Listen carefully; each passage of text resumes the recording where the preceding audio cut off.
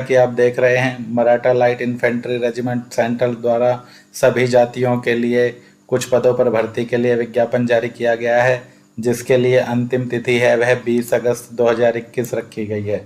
दोस्तों, clerk, steno, cook, barber, सफाई वाला व बूट मेकर के पदों पर यह भर्ती है, जिसके लिए योग्यता 10वीं व 12वीं पास है। कोई भी पुरुष व महिला आवेदक अपना आवेदन इन पदों के लिए ईमेल के द्वारा भेज सकता है। किसी भी आवेदक को किसी भी प्रकार का शुल्क दे नहीं है। दोस्तों, बात करें कुक की, तो कुक के लिए आवेदक की आयु है वह 18 से 25 वर्ष हो और आवेदक की योग्यता है वह 10वीं पास हो तथा उसे कुकिंग का ज्ञान भी हो।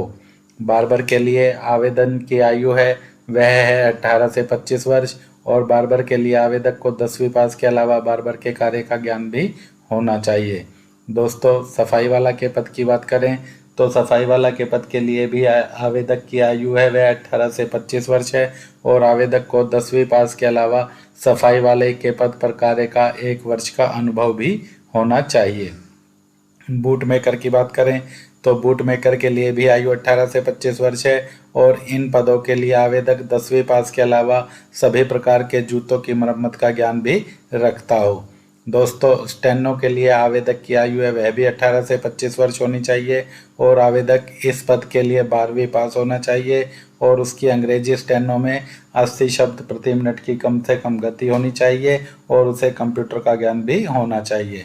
बात करें क्लर्क की, तो क्लर्क के लिए आवेदक की आयु है वह 18 से 45 वर्ष होनी चाहिए। इस पद के लिए आवेदक 12वीं पास हो और आवेदक की कंप्यूटर पर अंग्रेजी टाइप में 35 शब्द प्रति मिनट या हिंदी टाइप में 30 शब्द प्रति मिनट की गति होनी चाहिए। दोस्तों, आयु की बात करें तो आयु की गणना यहाँ पर 20 अगस्त 2021 के अनुसार की जाएगी और यदि आप आरक्षित वर्ग से संबंधित हैं तो आपको ऊपरी आयु सीमा में नियमानुसार छूट भी दी जाएगी, किंतु यदि आप आरक्षित वर्ग के होते हुए सामान्य वर्ग में आवेदन करते हैं तो आपको ऊपरी आयु में किसी भी प्रकार की कोई छूट नहीं दी जाएगी। दोस्तों, आवेदन शुल्क की बात करें तो इन पदों पर भर्ती के लिए कोई भी आवेदन शुल्क दे नहीं है। आवेदन आपको सभी प्रकार से भरकर अपने सभी डॉक्यूमेंट्स को स्कैन करके 20 अगस्त तक इस ईमेल आईडी पर मेल कर देना है। दोस्तों, आपको अपने सभी डॉक्यूमेंट्स की और भरे हुए फार्म की केवल एक ही पीडीएफ बनानी है और उस पीडीएफ को आपको इस ईमेल पर मेल करना है। आप ईमेल करते समय अपने दस्तावेजों की सत्यापित प्रतियां ही स्कैन करें, जिसमें आपका 10वीं का प्रमाण पत्र, यदि आपके पास कोई उच्च योग्यता है तो उन सभी उच्च योग्यताओं के प्रमाण पत्र भी आपको स्कैन करने हैं। यदि आप आरक्षित वर्ग से संबंधित हैं तो आपको अपना जाति प्रमाण पत्र भी स्कैन करना है। यदि आपके पास पद से संबंधित कोई अनुभव है तो अनुभव प्रमाण पत्र की प्रतिलिपि भी आपको स्कैन करके भेजनी है। इसके अलावा यदि आप ईडब्ल्यूएस हैं, भूतपूर्व सैनिक हैं या दिव्यांग हैं तो इनसे संबंधित होने का प्रमाण पत्र भी आपको स्कैन करना है। दोस्तों, जब आप ईमेल करेंगे तो ईमेल करते समय सब्जेक्ट में आपको application for the post of में जिस भी पद का आप फार्म भर रहे हैं उस पद का नाम तथा जो भी आपकी कैटेगरी है, जर्नल, एससी, बीसी, जो भी आपकी कैटेगरी है वह कैटेगरी भी आपको सब्जेक्ट में लिखनी है। दोस्तों, यदि आप एक से अधिक पद के लिए आवेदन करते हैं तो आपको सभी पदों के लिए अलग अलग फार्म भरकर ईमेल करना होगा। आरक्षण की बात करें तो स्टेनोग्राफर के पद के लिए केवल ईडब्ल्यूएस वर्ग के आवेदक ही आवेदन कर सकते हैं। क्लर्क के पदों के लिए केवल भूतपूर्व सैनिक ही आवेदन कर सकते हैं। कुक के पदों के लिए केवल सामान्य वर्ग, एससी वर्ग और ईडब्ल्यूएस वर्ग के आवेदक ही अपना आवेदन कर सकते हैं। बार्बर के लिए सामान्य वर्ग में, सफाई वाला के पद के लिए सामान्य वर्ग में और ईडब्ल्यूएस वर्ग में आवेदन किया जा सकता है। इसी प्रकार बूट मेकर के लिए केवल सामान्य वर्ग में ही आवेदन किया जा सकता है। दोस्तों, यदि पद आपकी कैटेगरी में रिक्त नहीं है और सामान्य वर्ग में रिक्त है तो आप सामान्य वर्ग में अपना आवेदन भेज सकते हैं। जैसे बात करें बूट मेकर की, तो यदि आप बूट मेकर के लिए आवेदन करना चाहते हैं तो आप चाहे किसी भी वर्ग से संबंधित हैं, आपको सामान्य वर्ग में आवेदन करना होगा। इसी तरह यदि बात करें कुक की, तो कुक के पद जैसे ओबीसी के लिए नहीं है किंतु सामान्य वर्ग के लिए हैं, तो ओबीसी वर्ग के आवेदक सामान्य वर्ग में अपना आवेदन यहाँ पर भेज सकते हैं।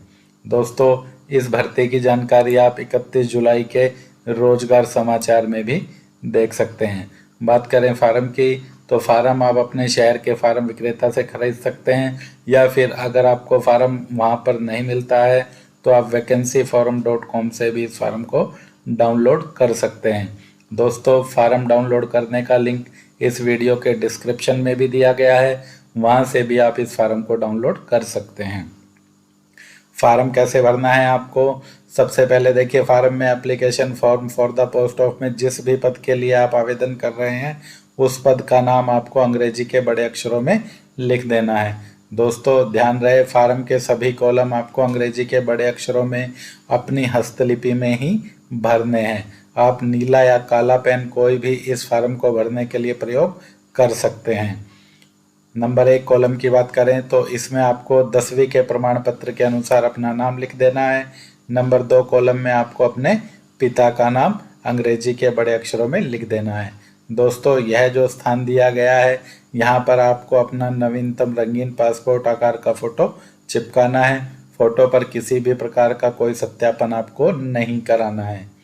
डेट ऑफ बर्थ में आपको नंबर 3 कॉलम में अंकों में अपनी डेट ऑफ बर्थ भर देनी है। नंबर 4 कॉलम में आपको अंतिम तिथि यानी कि 20 अगस्त को आपकी आयु कितने साल, कितने महीने और कितने दिन हो गई है वह गणना करके भर देनी है।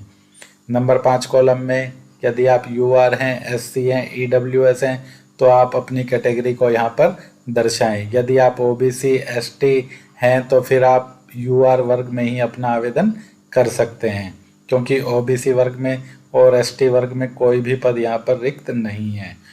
दोस्तों, नंबर 6 कॉलम की बात करें तो नंबर 6 कॉलम में यदि आप एक सर्विसमैन हैं तो यहाँ पर आप यस लिखें और अपनी लेंथ ऑफ सर्विस, जितने भी साल, जितने भी महीने और जितने भी दिन आपने सेवा की है आर्मी में, नेवी में या एयरफोर्स में, वह विवरण आप यहाँ पर भरें।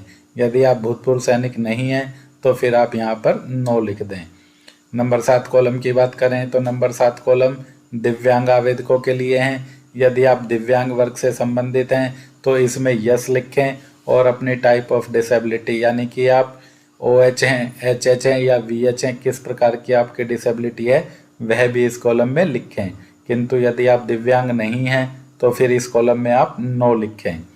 कॉलम नंबर 8 में नेशनलिटी में आपको इंडियन लिखना है और उसके बाद रिलीजन में जो भी आपका धर्म है, हिंदू, मुस्लिम, क्रिश्चियन, सिख, जो भी आपका धर्म है वह धर्म आपको यहाँ पर अंग्रेजी के बड़े अक्षरों में लिखना है। कॉलम नंबर 10 की बात करें तो यहाँ पर आपको अपने स्थायी निवास का पता पिन कोड के साथ और अपने नियरेस्ट रेलवे स्टेशन के साथ लिखना है। दोस्तों, आप अपना नज़दीकी रेलवे स्टेशन पते के साथ अवश्य लिखें, जैसे कि यहाँ पर आपको दिखाई दे रहा है। इसके बाद मोबाइल नंबर में आप अपना मोबाइल नंबर भरें, जो भी आपका चालू मोबाइल नंबर है वह। इसके बाद 10 नंबर कॉलम में आपको अपनी शैक्षिक योग्यता का विवरण देना है। सबसे पहले नेम ऑफ एग्जाम पास्ड में आपको 10वीं, ईयर ऑफ पासिंग में जिस वर्ष आपने 10वीं की परीक्षा पास की है वह वर्ष, name of recognised university board of examination में जिस भी बोर्ड या विश्वविद्यालय से आपने 10वीं की परीक्षा पास की है उसका नाम, परसेंटेज ऑफ मार्क्स ऑब्टेन्ड में आपका 10वीं का अंक प्रतिशत, डिवीज़न में आपका 10वीं का डिवीज़न। इसी प्रकार आपको अपनी अन्य योग्यताओं का विवरण भी इस कॉलम में देना है। यदि आप 12वीं पास हैं, BA पास है तो आप उन सभी योग्यताओं का विवरण इस कॉलम में दे सकते हैं। कॉलम नंबर 11 की बात करें तो इसमें यदि आपके पास पद से संबंधित कोई अनुभव है तो आप वह अनुभव लिखें, वरना इस कॉलम में आप फ्रेशर लिख दें। कॉलम नंबर 12 की बात करें तो यदि आप वर्तमान में कहीं सरकारी नौकरी में सेवारत हैं तो आप अपने पद का नाम, आपका पे स्केल और आपने यह सरकारी नौकरी किस तिथि से ज्वाइन की थी उस तिथि का उल्लेख इस कॉलम में करें, वरना यदि आप बेरोजगार हैं तो सबसे पहले ही आप इसमें नो लिख दें। इसके बाद प्लेस में आप अपने गांव या शहर का नाम, डेट में जिस भी तिथि को आप फार्म भर रहे हैं वह, और सिग्नेचर ऑफ कैंडिडेट के ऊपर रनिंग स्क्रिप्ट में आप अपना हस्ताक्षर कर दें। दोस्तों, इस प्रकार से आप अपना पूरा फार्म सही प्रकार से अंग्रेजी के कैपिटल लेटर्स में भर लें और उसके बाद इसको अच्छी तरह से स्पष्ट रूप से प्रिंटर द्वारा स्कैन कर लें और अपने सभी दस्तावेजों को भी सत्यापित कराकर उन्हें स्कैन कर लें और इसके बाद अपना भरा हुआ फॉर्म तथा सभी दस्तावेजों की एक ही पीडीएफ बनाकर आप इस ईमेल आईडी पर मेल कर दें।